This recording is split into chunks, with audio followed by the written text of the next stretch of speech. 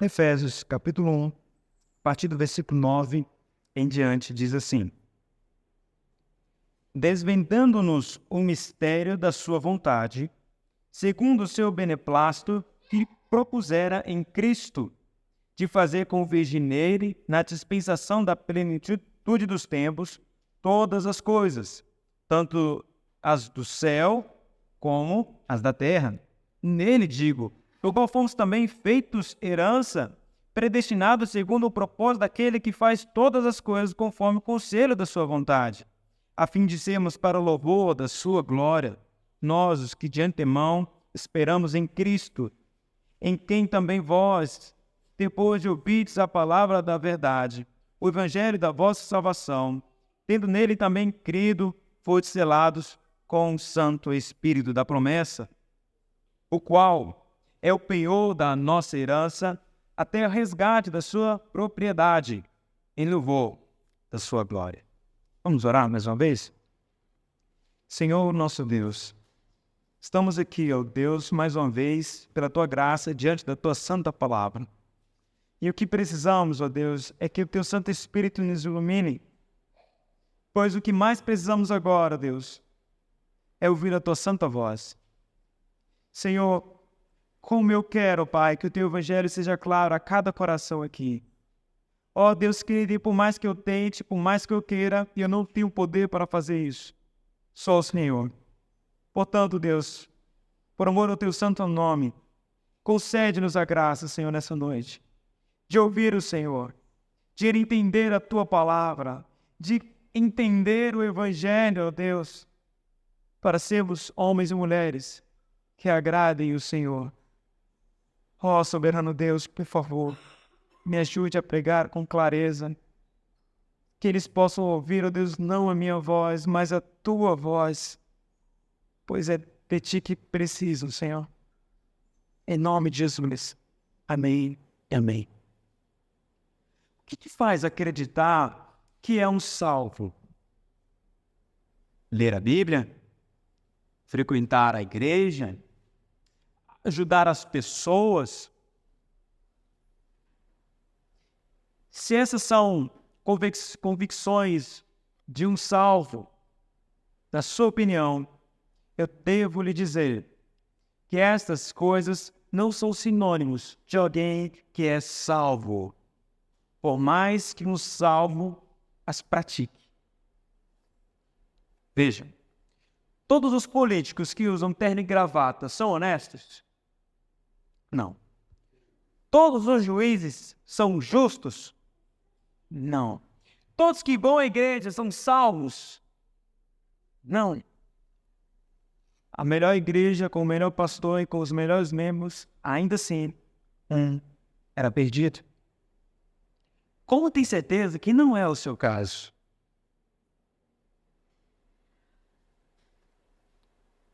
Como posso saber então?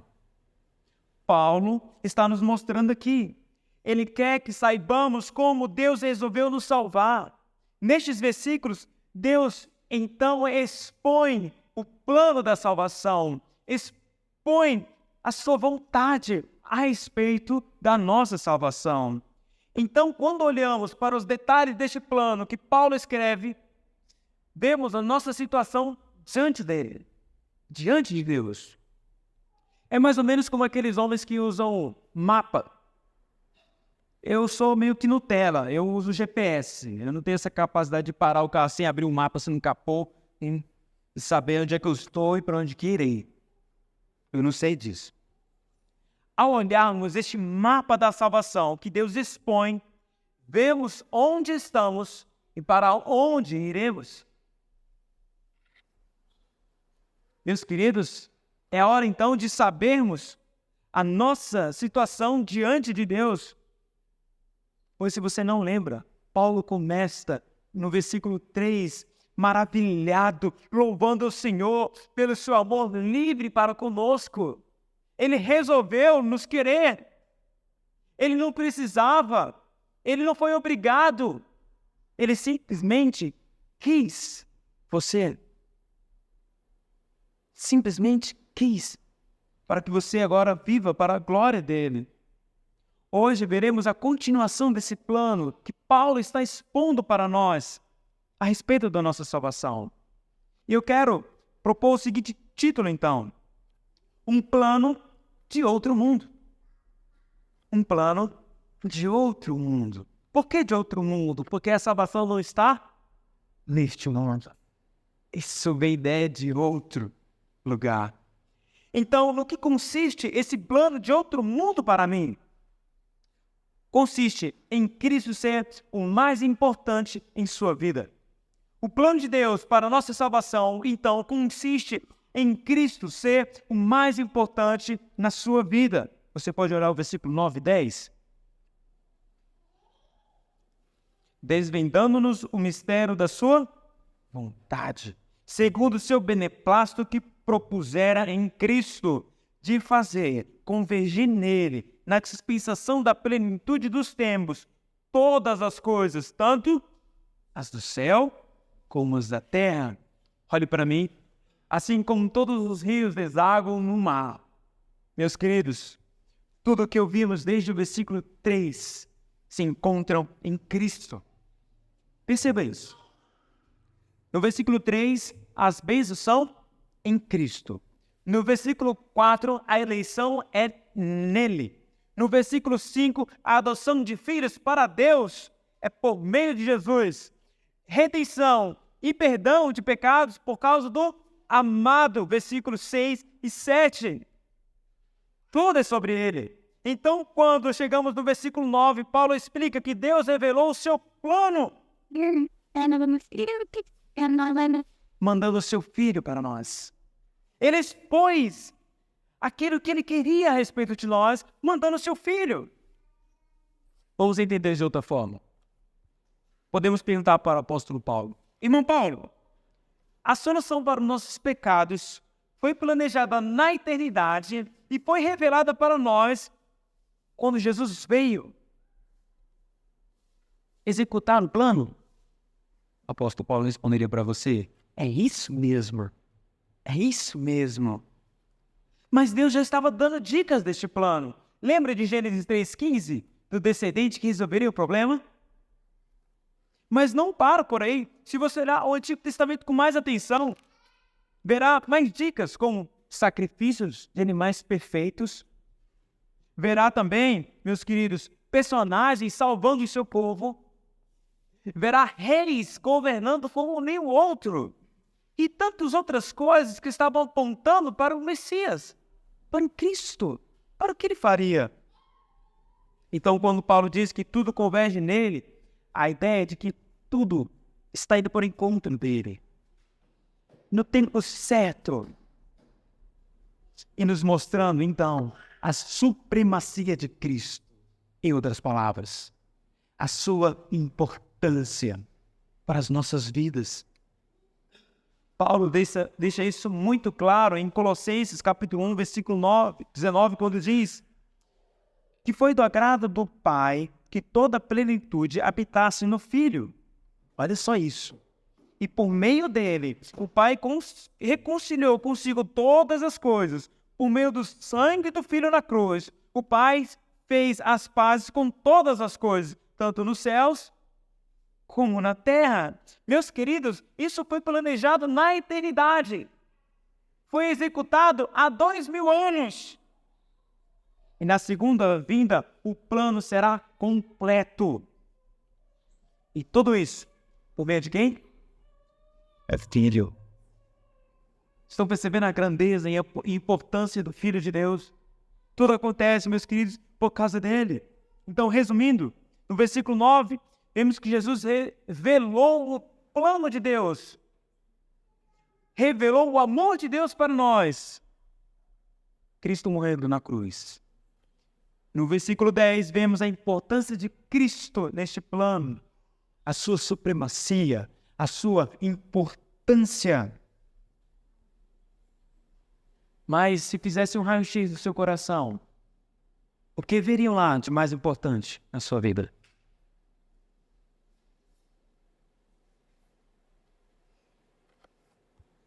Em Colossenses 1, 18, Deus diz que Jesus é o primeiro em tudo. por muitos anos da minha vida, meus queridos,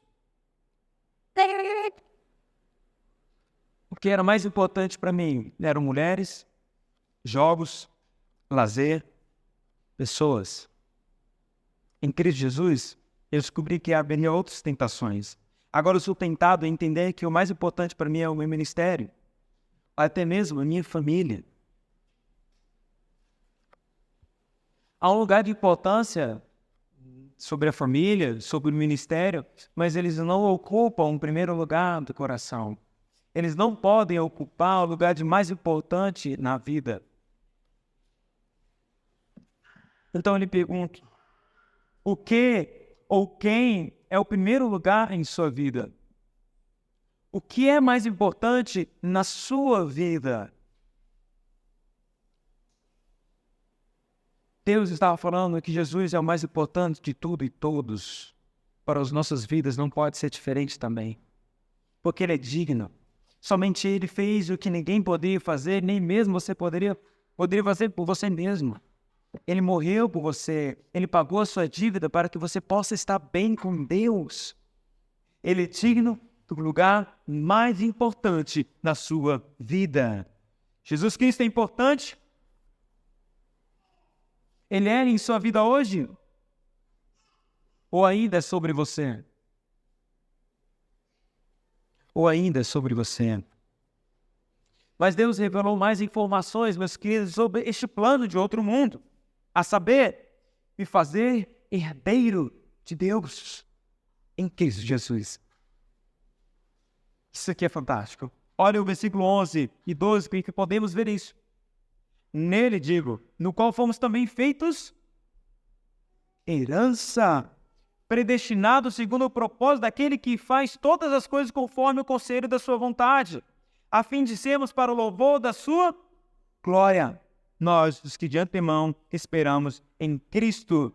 A outra forma de vermos isso, meus irmãos, Deus nos fez herdeiros em Cristo porque planejou isso. Por isso, podemos viver para a sua glória. Não é o contrário. Só podemos viver para a glória dele porque ele nos chamou para sermos herdeiros. Veja, você ganha para trabalhar? Geralmente não.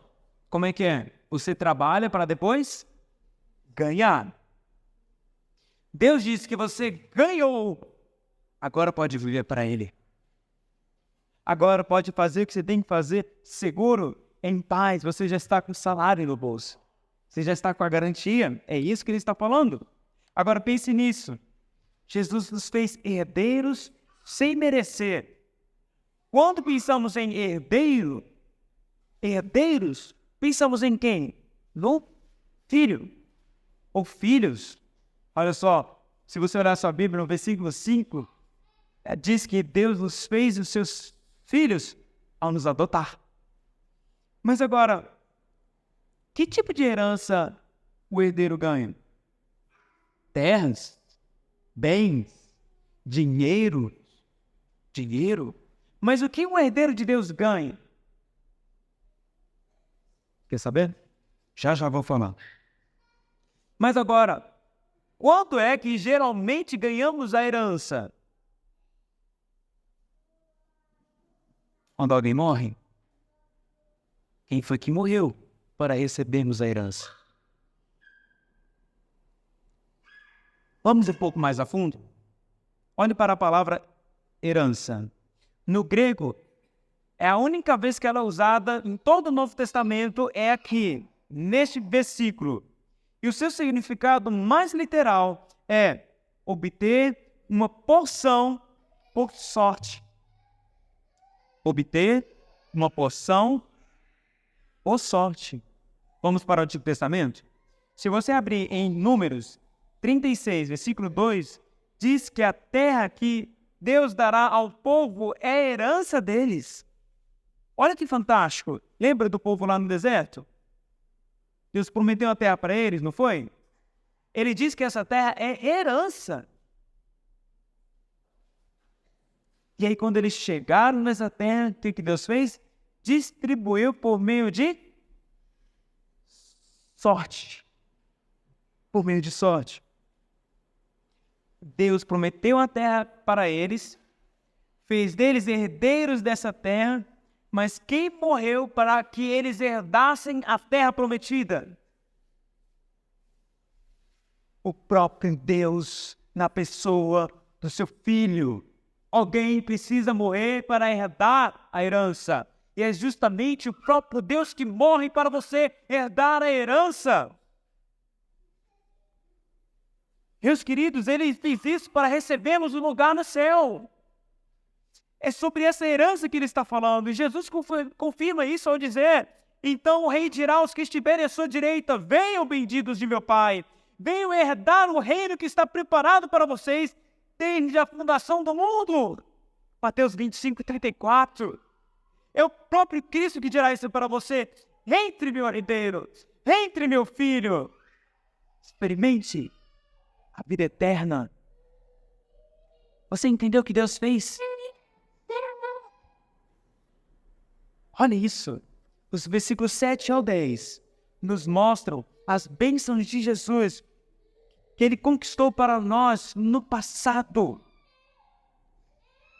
Agora, estamos diante das bênçãos do futuro que herdaremos, que é o céu, a glória. Ele nos deu isso. O que todos querem. Quem quer ir para o inferno aqui? Levanta a mão. Quem quer ir para o inferno? Amém, igreja? Ninguém, vamos. Todo mundo quer ir para o céu, mas ninguém sabe como ir. Ninguém consegue do seu jeito. Só é possível por meio do Filho de Deus.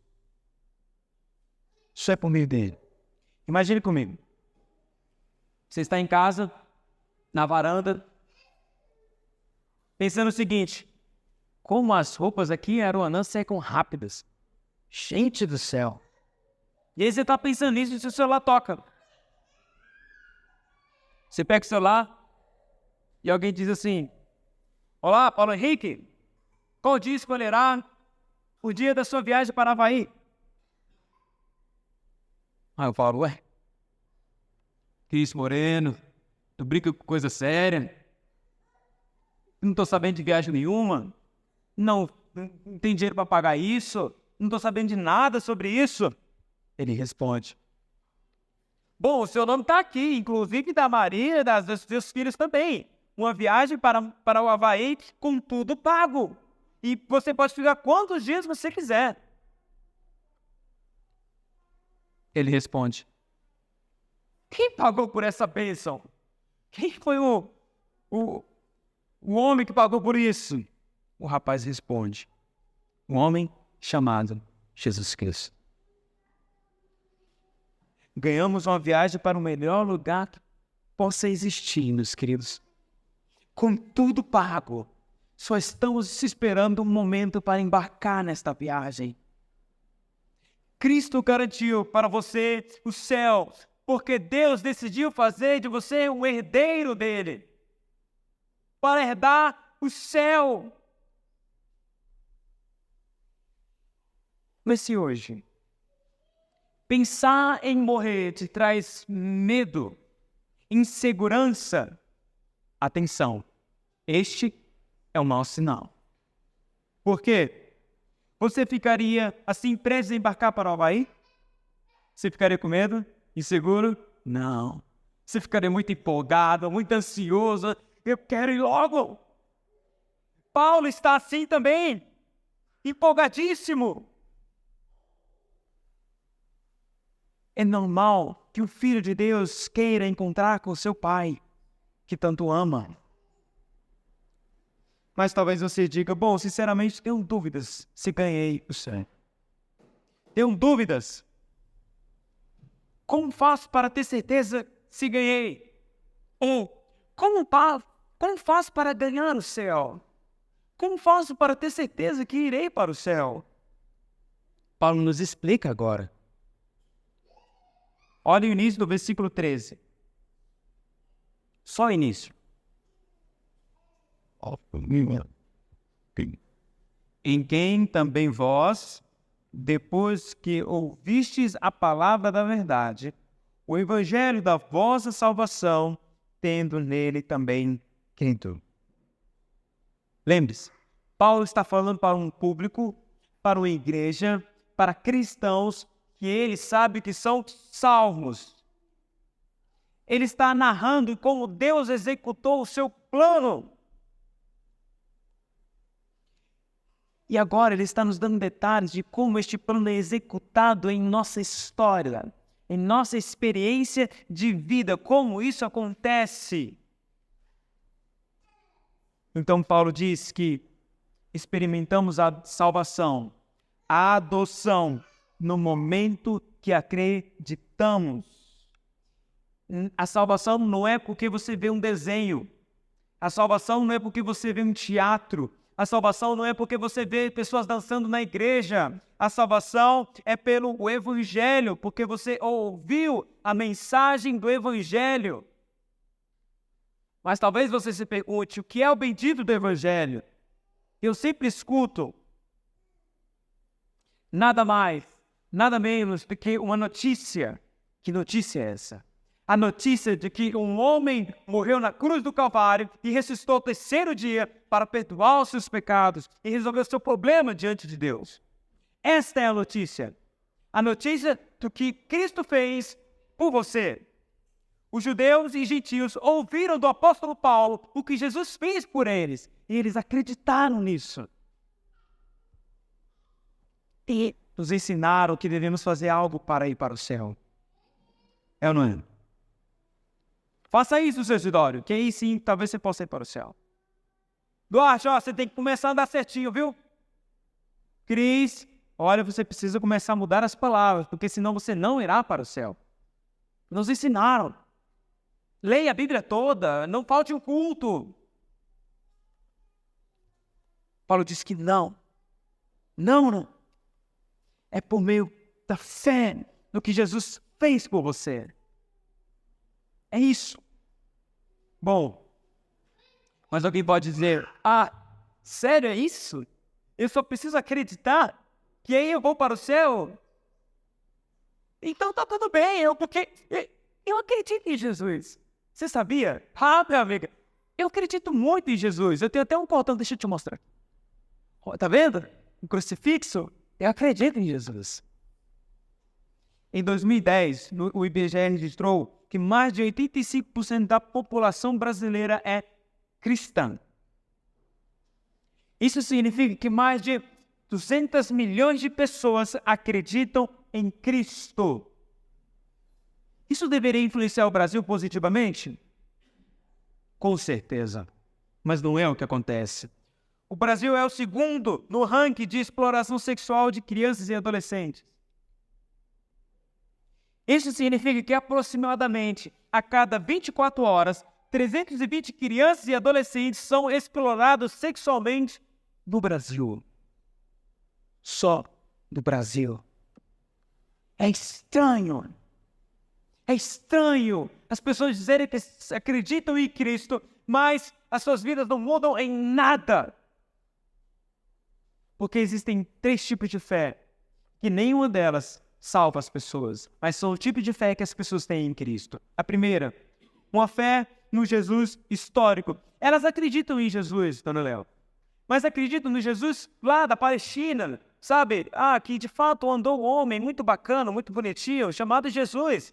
E que inclusive são os que os muçulmanos acreditam, que os espíritas acreditam e que muitas religiões acreditam. Apenas que existe esse homem. Essa salvação, essa fé, não salva. Segunda, fé temporal. Ela surge quando as coisas desandam. Quando começa tudo errado. E aí você corre desesperadamente para Cristo, acreditando que Ele pode mudar a situação no seu trabalho, na sua família, no seu coração que está aflito. Então você se volta para o Senhor e começa a ser piedoso. As coisas começam a melhorar um pouquinho. A poeira começa a baixar. O que você faz? Começa a deixar de frequentar a igreja, começa a deixar de orar, e a história, o restante, você já conhece. Por mais que essa fé seja forte e verdadeira, esta fé não salva. Terceira fé, fé sem obediência. Ele acredita no que Cristo fez, mas a sua boca não muda. Os seus passos não mudam. Seus planos não mudaram. Seu coração é egoísta, ele só pensa em si. É o tipo de pessoa que diz que é cristão, mas os seus frutos não mostram nada de Cristo. Ele não vive conforme o que acredita. Ele não se submete. Ele não obedece o senhorio de Cristo Jesus. Mas ele diz que acredita. Esse tipo de fé não salva. Meus queridos, estes são exemplos de uma fé que Deus não quer de nós, que não é suficiente para a salvação. Será que não é exatamente o tipo de fé que você tem tido em Cristo? Uma fé no Filho que existiu na história? Fé nos momentos de dificuldades que aí você se volta para o Senhor? Ou aquela fé que você só acredita, mas você não está muito preocupado em se envolver com Ele? Será que não é essa fé que você está tendo? Se é, este é o motivo porque a sua vida não muda. Porque esse tipo de fé em Cristo Jesus não irá transformar a sua vida. Mas qual é a fé que Deus quer de mim? E que de fato me transforma? Sabe aquele filho que vai subir nos brinquedos do parque? Fica bem alto assim. E aí o pai diz assim, filho, pula! E aí o filho vai e se joga. Por que o filho pula? Porque ele se joga daquela altura nos braços do pai. Porque ele acredita que o pai vai segurá-lo.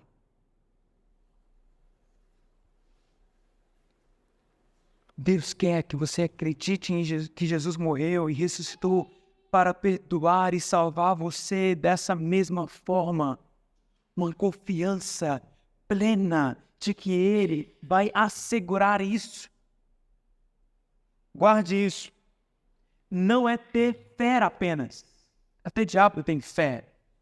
Mas é fé no lugar certo. Qual é o lugar da nossa fé? No Filho de Deus. No que Ele fez por mim.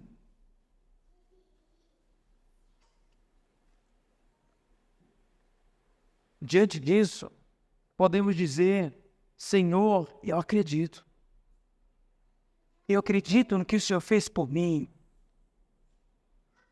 Se você já declarou sua confiança no que Cristo fez e conquistou por você, quero terminar mostrando a garantia de Deus para você, a garantia de que você vai para o céu, a garantia que seu lugar já está reservado. Pois é assim que Paulo termina essa parte. Qual é a garantia de que isso é verdade? De que de fato Ele me salvou? Vamos ver a continuação do versículo 13. Fostes selados com o Santo Espírito da promessa. Vamos ler todos juntos o versículo 14. O qual é o penhor da nossa herança até ao resgate da sua propriedade, em louvor da sua glória. Você percebeu a Trindade trabalhando aqui? Olha a Trindade aqui, meus irmãos, para a nossa salvação. Deus planejou, versículo 3 ao 6. Cristo executou o plano, versículos 7 e 8. O Espírito Santo garante, versículos 13 e 14. No momento que acreditamos no que Cristo fez, no momento que você acredita no Evangelho, Deus habita em você por meio do Espírito Santo. Ele mora em seu coração, sendo a própria garantia da sua salvação. Agora perceba, Paulo diz que os cristãos que creram, eles receberam um selo. Um selo. Já foi mais famoso, mas hoje em dia nem tanto. Mesmo as pessoas usando os selos em cartas. Você já usou? Isso começou, meus queridos, em 1840, na Inglaterra. Antes, sabe como é que era? A pessoa que recebia a carta que tinha que pagar. Você acha que deu certo? Não deu certo. Por isso que mudaram. Então, o que eles resolveram? Vamos garantir que a carta está paga por meio do selo. O selo era a garantia de que a carta estava paga e iria para o destino dela. Entendeu? Só podemos ir para o céu com um selo. Quem é o selo? O Espírito Santo. Mas, ao mesmo tempo, ele é o penhor. Este é um termo jurídico que, basicamente, significa uma garantia. Já aconteceu de você ir ao mercado, fazer sua compra e chegar no caixa do supermercado? Esqueceu a carteira. Não é terrível? E aí, o que você faz? Eu queria... tá bem aqui pertinho da minha casa, eu vou lá pegar, mas eu vou deixar aqui meu RG, minha habilitação, ou até eu vou deixar meu relógio para garantir que eu vou voltar. Que eu vou pagar. Receba. O que Deus deixou no mercado para garantir que vai nos levar para o céu? O Espírito Santo. O próprio Deus é a própria garantia. É isso que Deus está explicando para ele, Paulo está explicando para eles. Deus cuidou de tudo. Eu vou para o céu, porque Deus garantiu isso por meio do seu Espírito Santo habitando em mim. Ele me marcou. Ele é a minha própria garantia. Nessa semana, eu, conversando com um amigo, ele compartilhou comigo a sua experiência no hospital. Ele iria passar por um procedimento um tanto arriscado. E ele disse que os dois que estavam na sua frente e fariam o mesmo exame, mesmo procedimento, morreram. Ele disse para mim, olha, eu não tinha muito medo da morte, mas nesse dia eu fiquei com muito medo da morte. E eu perguntei para ele, você tem certeza da sua salvação? Você tem certeza que irá para o céu? Ele disse que não. E eu perguntei para ele, você gostaria de saber? Ele disse, sim. Sim. Mas e você? Já tem certeza da salvação? Se você morresse agora, saberia para onde iria? Bom, este é um dos textos que nos mostra e que nos dá a garantia da nossa salvação. Não só a eleição, não só o sacrifício de Cristo, não só a fé para a salvação, mas também o próprio Espírito me garantindo isso. Não eu, meus irmãos. Não eu. Não eu. Não eu. O que fiz para merecer ser escolhido por Deus? Nada. O que fiz para merecer o perdão de Deus em Cristo? Nada. O que fiz para merecer a garantia do Espírito Santo? Nada. Sabe por que você pode dizer que é salvo e isso não é nem um pouco soberbo da sua parte?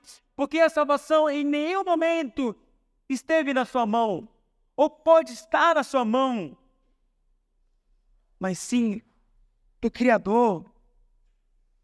A sua única participação nisso foi acreditar. Só isso. Mas agora eu pergunto, é o seu caso?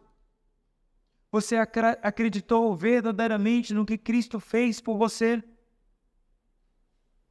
Deus habita em seu coração. Eu não consigo entender isso. Isso é difícil de entender. Eu não acho que eu possa ter a certeza da minha salvação. Escute o que Paulo disse em outro momento, lá em Romanos 8,16. O próprio Espírito, ou seja, o Espírito Santo, confirma ao nosso espírito que somos filhos de Deus. Se Deus já adotou, Ele deixará claro em sua vida você viverá como um filho de Deus, não mais como um filho do diabo. Com isso, meus irmãos, ficamos diante do plano de outro mundo, um plano da parte de Deus que foi exposto a nós, que tem por finalidade, primeiro, revelar a importância de Cristo em nossas vidas. Segundo, te fazer herdeiro do céu. Terceiro, isso tudo por meio da fé em Cristo Jesus. E quarto, com o Espírito Santo, garantindo a você o seu lugar no céu. Hoje, você pode afirmar que Deus habita em seu coração como sua garantia para o céu? Pode dizer que é o herdeiro do Senhor? Que acreditou no que Cristo fez na cruz do Calvário por você? Não? Você não pode dizer isso? Se você, por acaso, entendeu tudo o que foi falado aqui e acredita no que ouviu, eu convido você a abaixar sua cabeça e falar com o Senhor. Pai, eu quero acreditar. Eu quero experimentar Cristo Jesus. Eu quero que Ele seja o mais importante da minha vida. Eu quero herdar o reino dos céus, como o Senhor está prometendo aqui.